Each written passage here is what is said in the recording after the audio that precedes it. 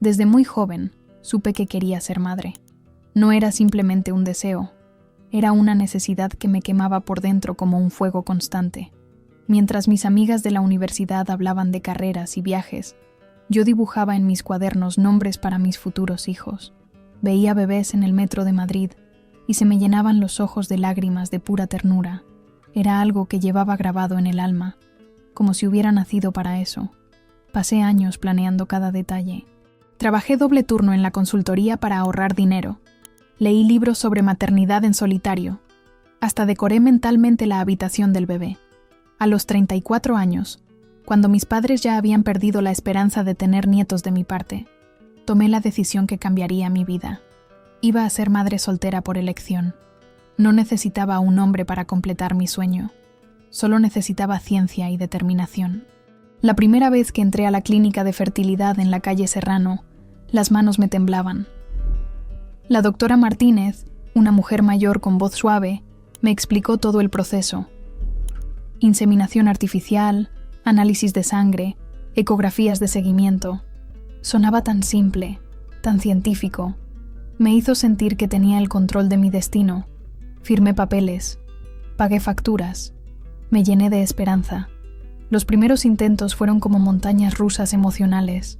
Cada mes vivía en una burbuja de optimismo durante 2 semanas, calculando fechas, comprando vitaminas prenatales, soñando con ecografías. Luego llegaba el día de la prueba. Una línea. Siempre una línea solitaria en ese maldito test. La primera vez lloré un poco. La segunda vez, un poco más. Para la quinta vez, ya no sabía si me quedaban lágrimas. Los médicos me daban explicaciones que sonaban a chino. Óvulos de calidad irregular, endometrio poco receptivo, niveles hormonales fluctuantes. Palabras técnicas que no significaban nada para mí, solo otra forma de decir, no va a funcionar. Cambiamos medicamentos, ajustamos dosis, probamos tratamientos alternativos. Nada. Mi cuerpo parecía haberse declarado en rebeldía contra mi sueño más profundo. Lo peor no era el fracaso médico, sino enfrentar a mi familia cada mes. Mi madre, Carmen, me recibía con esa mirada de lástima que tanto odiaba. «Mija, quizás Dios tiene otros planes para ti», me decía mientras me servía un café que no quería. Mi hermana Elena evitaba el tema como si fuera radioactivo. Cuando llegaba a las comidas familiares, las conversaciones se pausaban. Todos sabían que había vuelto a fallar, pero nadie se atrevía a preguntar. Durante 5 años viví entre hospitales. Agujas que me perforaban los brazos como alfileres. Ecografías donde la pantalla siempre estaba vacía. La soledad se volvió mi compañera constante. Dejé de salir con amigas que hablaban de sus embarazos. Dejé de ir a bautizos. Dejé de creer en mí misma. Me sentía como una máquina rota, como si mi cuerpo hubiera traicionado mi propósito más básico. Las facturas médicas se acumulaban en mi mesa de noche junto a termómetros basales y cajas vacías de medicamentos. Había gastado los ahorros de toda mi vida en una promesa que nunca se cumplía. Cada tratamiento fallido me costaba más que un coche nuevo, pero el precio emocional era infinitamente mayor. Me despertaba llorando sin saber por qué. Comía sin hambre. Trabajaba sin concentración. Un día, después del 10º intento fallido, me miré al espejo y no reconocí a la mujer que me devolvía la mirada. Tenía ojeras profundas. Había perdido peso. Se me caía el pelo del estrés. Era una sombra de quien había sido. Esa noche, sentada en mi apartamento vacío en Malasaña, tomé la decisión más difícil de mi vida. Iba a parar. Iba a rendirme. Iba a enterrar para siempre mi sueño de ser madre. Guardé todos los medicamentos en una caja.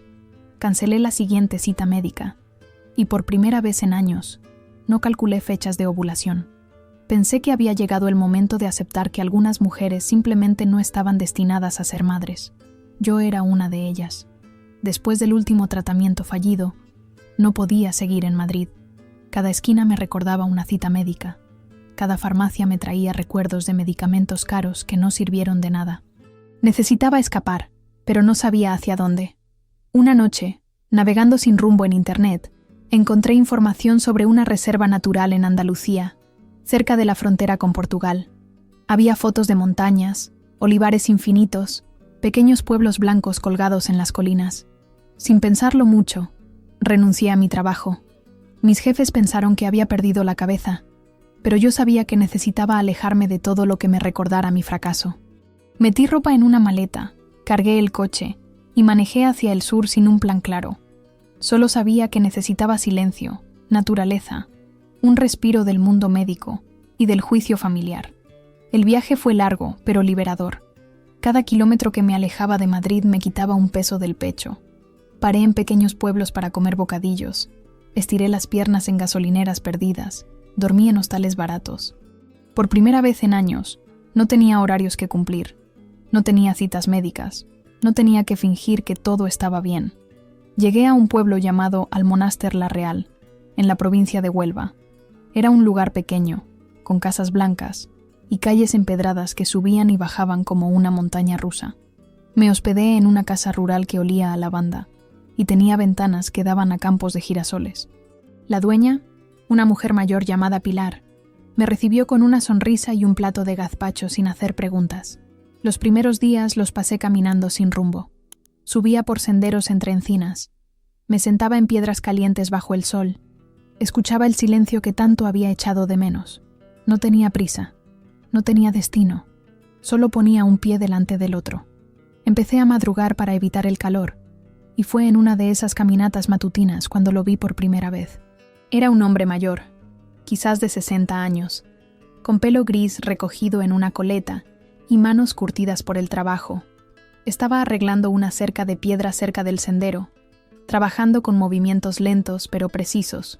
Cuando me vio pasar, levantó la vista y me saludó con un gesto de la cabeza. Su mirada era serena, sin curiosidad invasiva, sin juicio, solo un reconocimiento silencioso entre dos personas que se cruzan en el camino. Los días siguientes, nuestros encuentros se volvieron rutinarios. Él siempre trabajaba en el campo temprano. Yo siempre caminaba por el mismo sendero. Nos saludábamos con la mano, intercambiábamos buenos días, educados, pero nada más. Había algo reconfortante en esa rutina, en esa presencia constante que no demandaba nada de mí. Una mañana lo encontré sentado en una roca, tomando café de un termo. Me ofreció un poco con un gesto simple. Dudé un momento, pero algo en su tranquilidad me hizo aceptar. Nos sentamos en silencio, viendo el sol subir sobre las colinas. El café estaba fuerte y caliente, y por primera vez en meses me sentí en paz. Después de eso, nuestros encuentros se volvieron más largos. Aprendí que se llamaba Antonio, que había vivido toda su vida en esa zona, que había perdido a su esposa unos años atrás. No me preguntó qué hacía allí, de dónde venía, por qué parecía tan perdida. Solo me ofrecía su compañía silenciosa, su café matutino, su presencia calmada. Con el tiempo, empecé a ayudarlo con trabajos pequeños. Cargaba piedras, sujetaba herramientas, aprendía sobre plantas que nunca había visto. Mis manos, que habían conocido solo teclados y papeles, empezaron a endurecerse. Mi espalda, acostumbrada a sillas de oficina, se fortaleció. Mi mente, que había estado acelerada durante años, comenzó a descansar. Una tarde, mientras regaba unos tomates en su huerto, Antonio me dijo algo que nunca olvidaré. Las mejores cosas de la vida no se pueden forzar. Llegan cuando tienen que llegar, como la lluvia después de la sequía. No estaba hablando de mi situación específicamente, solo observaba sus plantas, pero sus palabras me llegaron directo al corazón. Esa noche, en mi habitación que olía a lavanda, lloré por primera vez en meses. Pero no eran lágrimas de desesperación, sino de algo parecido al alivio, como si finalmente hubiera encontrado un lugar donde podía ser yo misma sin expectativas, sin presión, sin la constante sensación de estar fallando en algo fundamental. Antonio nunca me preguntó por qué había llegado a su pueblo, pero había algo en su manera de escuchar que me invitaba a hablar. Una tarde, mientras descansábamos después de podar unos olivos, le conté mi historia. Le hablé de los años intentando ser madre, de las decepciones constantes, del peso de sentirme como una mujer incompleta. Él no dijo nada mientras hablaba, solo asintió de vez en cuando, como si entendiera un dolor que no había vivido. Cuando terminé, se quedó callado un largo rato. Luego me dijo, mi mujer y yo nunca pudimos tener hijos. Ella se culpaba, yo me culpaba, los dos nos culpábamos, pero nunca fuimos menos por eso. Fuimos diferentes, nada más. Su voz era suave, sin dramatismo, como si estuviera hablando del tiempo.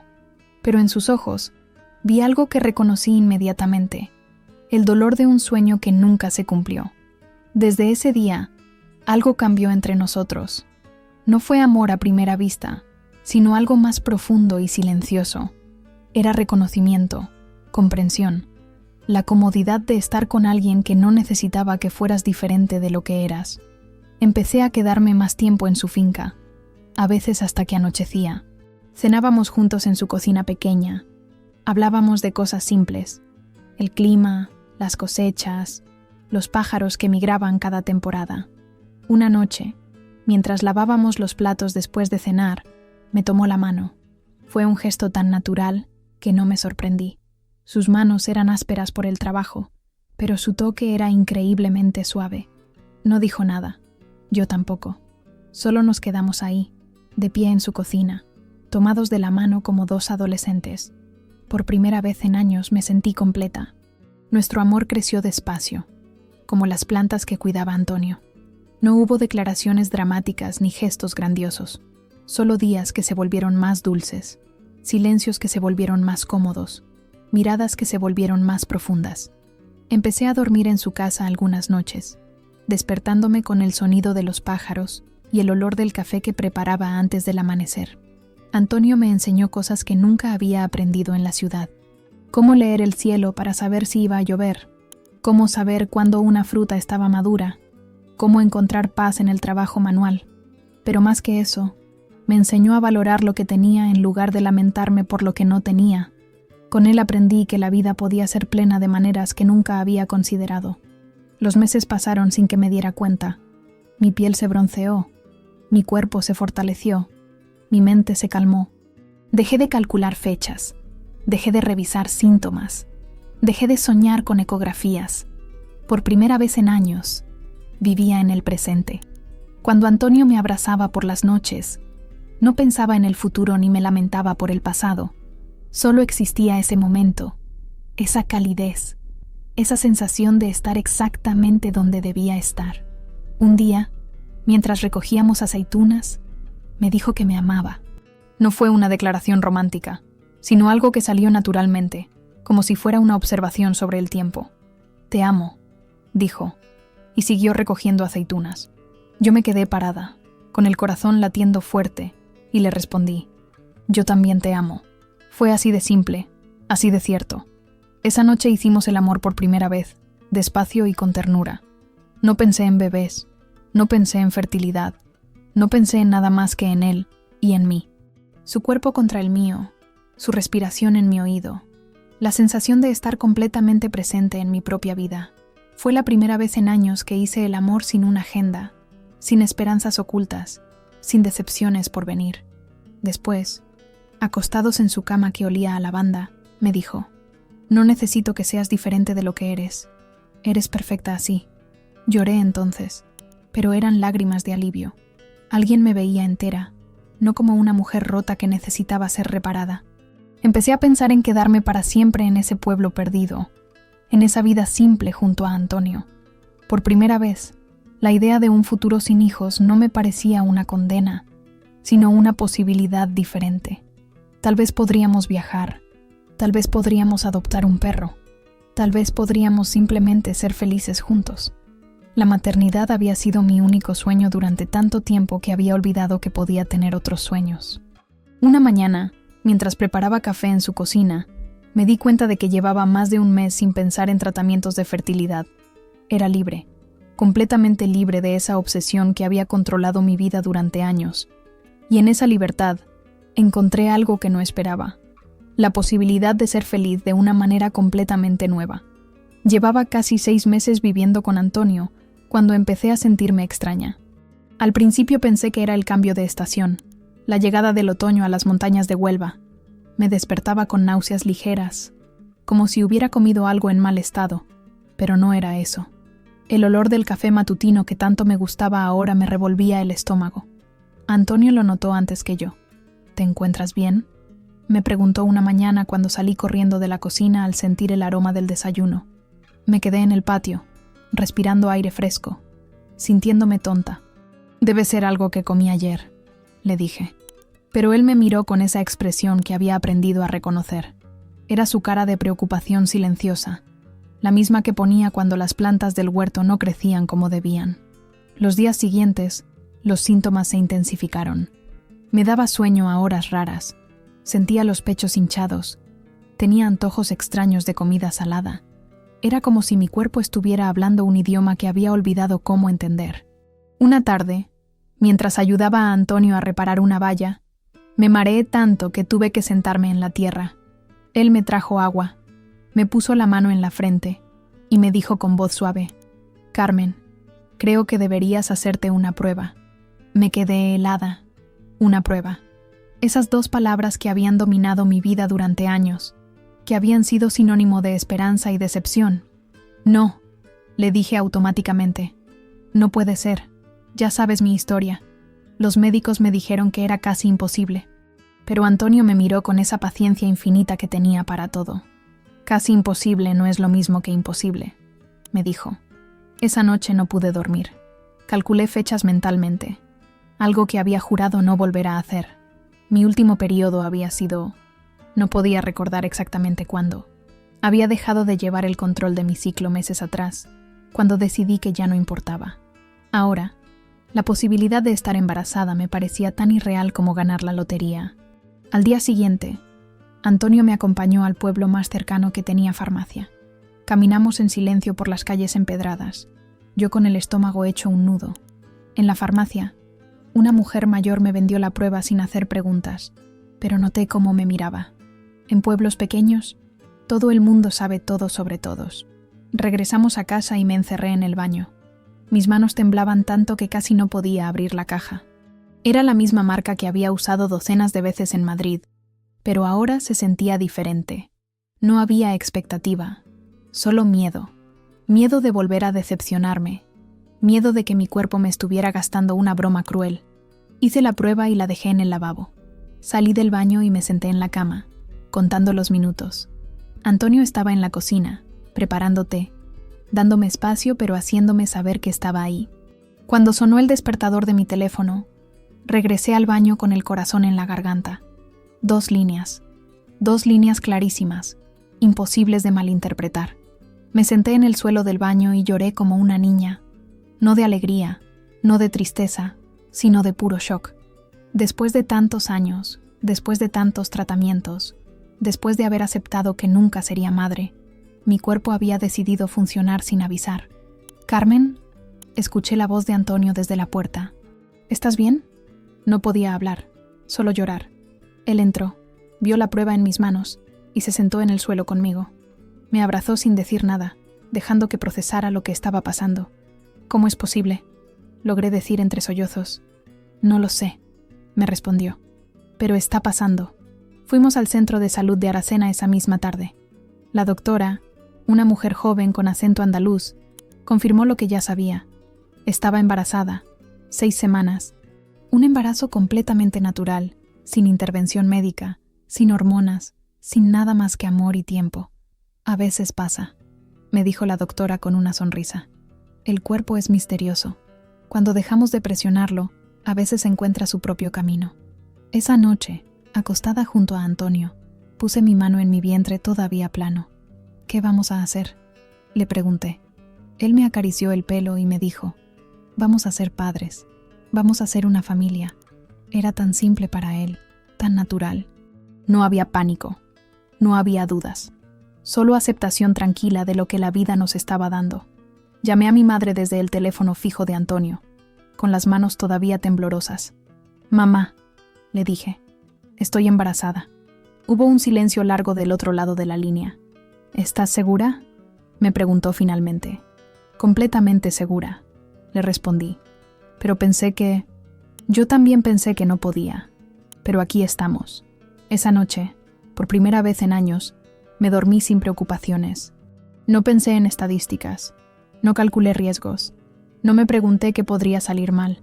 Solo me dormí con la mano en el vientre, al lado del hombre que me había devuelto la fe en la vida, sintiendo que finalmente todo estaba en su lugar.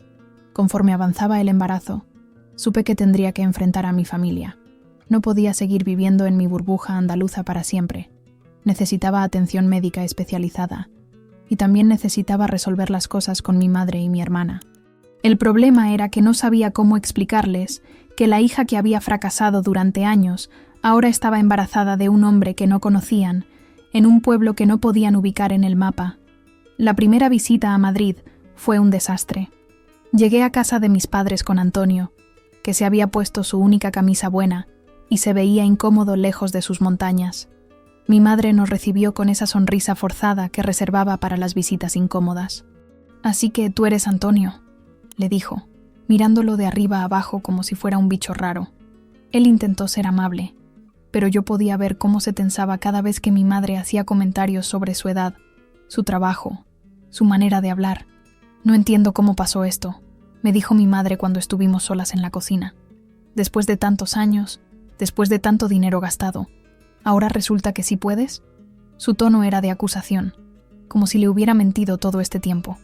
«Yo tampoco lo entiendo, mamá», le respondí. «Pero pasó. ¿No puedes simplemente alegrarte por mí?» Ella se quedó callada, limpiando la encimera que ya estaba limpia.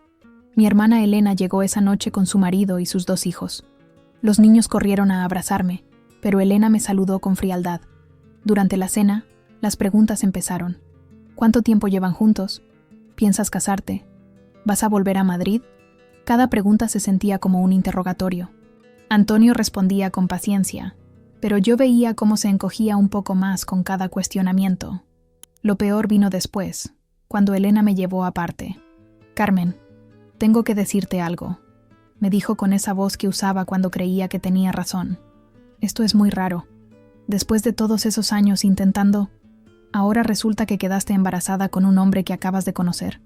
¿Estás segura de que es de él?» Me quedé sin palabras. Mi propia hermana estaba insinuando que mentía, que engañaba, que inventaba paternidades. «¿Cómo te atreves?», le grité. Fue la primera vez que le gritaba a Elena desde que éramos niñas. «¿Cómo te atreves a sugerir eso?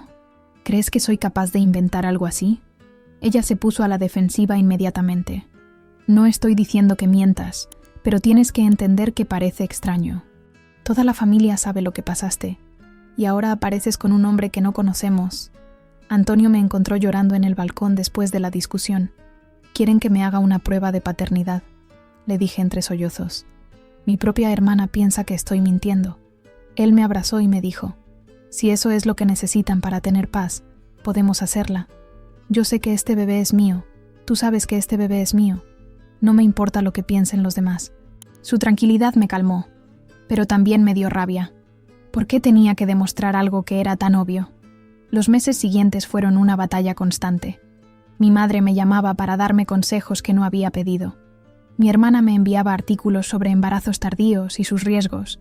Mis tías me preguntaban cuándo iba a presentar oficialmente a Antonio. Cada conversación familiar se sentía como caminar sobre cristales rotos. El contraste con la vida en Andalucía era brutal. Allí, Pilar, la dueña de la casa rural, me tejía mantas para el bebé. Los vecinos me traían frutas de sus huertas. Me preguntaban cómo me sentía con genuino interés. Antonio me cuidaba como si fuera de cristal. Me preparaba infusiones para las náuseas. Me masajeaba los pies hinchados. En Madrid, todo era juicio y preocupación.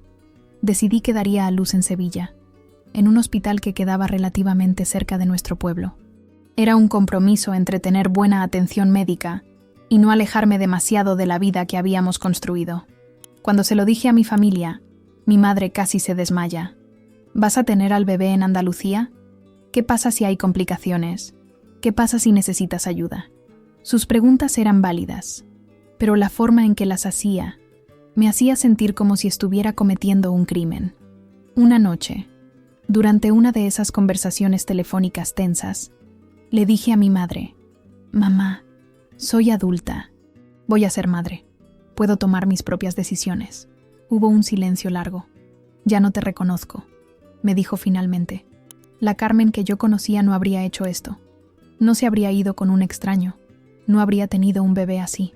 Sus palabras me dolieron más que cualquier tratamiento médico fallido, pero también me dieron fuerzas. Me di cuenta de que mi familia tenía una imagen de mí como la mujer rota que necesitaba ser salvada, y ahora que era fuerte y feliz, No sabían cómo relacionarse conmigo. Decidí que no iba a disculparme por haber encontrado el amor y la maternidad de una manera que no esperaban. El día que nació mi hija, solo Antonio estaba conmigo. Fue un parto largo pero sin complicaciones.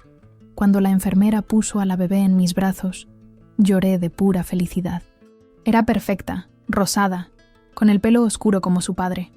«¿Cómo se va a llamar?», preguntó la enfermera. «Esperanza», dije sin dudarlo. «Se llama Esperanza». Antonio me besó la frente y me dijo: «Nuestra pequeña Esperanza». Llamé a mi madre desde el hospital. «Nació», le dije. «Es una niña sana, preciosa». Mi madre lloró por teléfono, y por primera vez en meses, sus lágrimas no me hicieron sentir culpable. «Quiero conocerla», me dijo. «Quiero conocer a mi nieta». «Puedes venir cuando quieras», le respondí. «Siempre fuiste bienvenida». Esperanza tenía 3 meses cuando mi madre finalmente vino a conocerla. Llegó en tren hasta Sevilla, y Antonio fue a recogerla. Yo estaba nerviosa, pero también decidida. Esta vez no iba a dejar que nadie me hiciera sentir mal por las decisiones que había tomado. Cuando entró a la casa, cargando una maleta llena de ropa de bebé, se me acercó con lágrimas en los ojos. «Déjame verla», me dijo con voz temblorosa. Le puse a Esperanza en los brazos, y vi cómo el amor de abuela la invadía instantáneamente. «Es idéntica a ti cuando naciste», me dijo, tocando la pequeña nariz de la bebé. «Tiene los ojos de Antonio, pero tu boca». Por primera vez en años, mi madre me miraba con orgullo en lugar de preocupación. Durante esa visita, algo cambió entre nosotras. Mi madre ayudó con los baños nocturnos, me enseñó canciones de cuna que había olvidado, me preparó comidas nutritivas. Vio cómo Antonio se levantaba conmigo en las madrugadas, cómo me trataba con ternura, cómo hablaba con Esperanza como si entendiera cada sonidito que hacía. «Es un buen hombre», me dijo una noche mientras preparábamos la cena. «Se nota que te ama de verdad». También vio cómo había cambiado yo. Ya no era la mujer desesperada que había conocido durante años. Tenía paz, seguridad, una felicidad que no dependía de la aprobación de otros. «¿Eres feliz?», me preguntó una tarde mientras Esperanza dormía en mis brazos. «Completamente», le respondí, más feliz de lo que pensé que podía ser. Ella asintió, y por primera vez en mucho tiempo no agregó ningún pero. Cuando mi madre regresó a Madrid, la despedida fue diferente. Me abrazó fuerte y me dijo: «Perdóname por haber dudado, perdóname por no haber entendido». Yo también la abracé, sintiendo que se cerraba un ciclo. «No hay nada que perdonar, mamá. Solo quería que me aceptaras como soy». Ella se fue con promesas de volver pronto, de traer a mi padre la próxima vez. Mi hermana Elena tardó más en aceptar mi nueva vida. Vino cuando Esperanza tenía 6 meses, todavía con reservas, todavía con preguntas. Pero cuando vio a Antonio cargando a la bebé, cantándole canciones en andaluz, haciéndola reír, algo en su expresión cambió. «Nunca había visto a un hombre tan entregado con un bebé», me dijo esa noche. «Ni siquiera mi marido era así con nuestros hijos cuando eran pequeños». La transformación real vino cuando Elena vio las fotos del embarazo, los videos de los primeros pasos de Esperanza, la casa que Antonio había empezado a ampliar para que tuviéramos más espacio. Vio una vida construida con amor, paciencia y trabajo duro. «Tenías razón», me dijo finalmente. «Esto es real. Esto es tu familia». Fueron las palabras que había estado esperando escuchar durante meses. Esperanza creció rodeada de amor en 2 mundos. En Andalucía, era la niña de todos. Pilar la cuidaba cuando Antonio y yo íbamos al mercado. Los vecinos le traían juguetes hechos a mano. Los niños del pueblo la trataban como a una hermana menor. En Madrid, mis padres la consentían cada vez que íbamos de visita. Elena la llenaba de regalos. Mis tías competían por hacerla reír. Cuando Esperanza cumplió 2 años, Antonio y yo decidimos casarnos. No fue una boda grande, solo una ceremonia civil en el ayuntamiento de Almonáster, seguida de una comida en el restaurante del pueblo. Mi familia vino desde Madrid, los vecinos vinieron desde sus casas, y Esperanza corrió entre todos con su vestido blanco pequeño, siendo el centro de atención.